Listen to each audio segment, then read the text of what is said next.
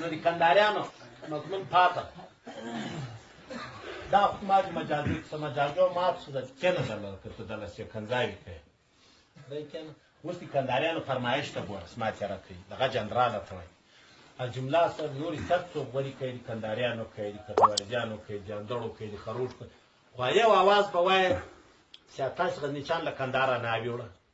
و جنرال صاحب په موټر کې درې زره نفر ناست او کنزاده کې کندهاریان روانې کېږي کندهاریان الجمله صاحب ځاني ده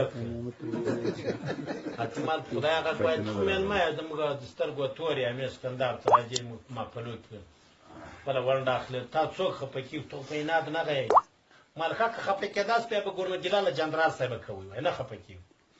هغه د امام رضاده ښځه مو له کندهار راوړه چې کندهاریانې ښځې دي موږ ښځو ته آواز وایي موږ کندهاري یو خپل بړنګې بشرنګه وو موږ غزنیچي نه یو چې به پچې ټوله وو موږ کندهاریانې دي موږ والو له دې خوا آواز کوي موږ غزنیچي یو خپل بړنګې بشرنګه وو موږ کندهاریان نه یو چې د کوس په ځای به فنې ورکوو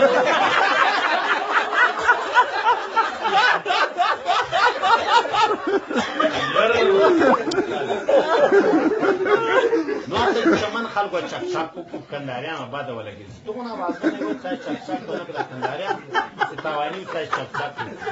یو لږ جنجال کابه جوړ کړی زموږ ځای کې بیا یوه ناوې ودېده نوړه ښځو آواز ورته وایي خول بېګا به دې نرۍ نرۍ زړی دوم بېګا به دې د تور پیکې غذای دریم بېګا به دې دوه پیکې پاوه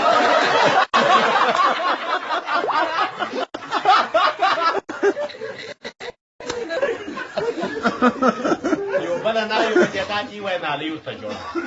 ناوې ته خو څه به نالۍ جوړوي خو هر چېرته تاسو دستور رواج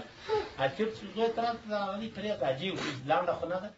یا درازه خو نه هغسې پرې پرېوتلې وه لنډه وه وایي ناوې ورته وایي سیاجي دا خو لنډه ده وایي دې ورته وایي خیر زوی دې پښو غځېدو ته به دې پرېنځي پاته وایي چې پښې په سر کړه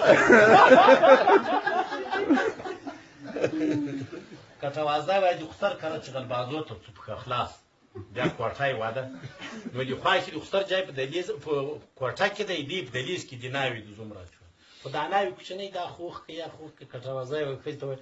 لرګی راکړه چې که یې مړه کړه د په مور یې ووایه هغې لرګی ورکړی ته وایي نجلۍ اخ کړه ده وایي لرګی واچوی کله چې وځي وایي اوس خو پرې ولاړ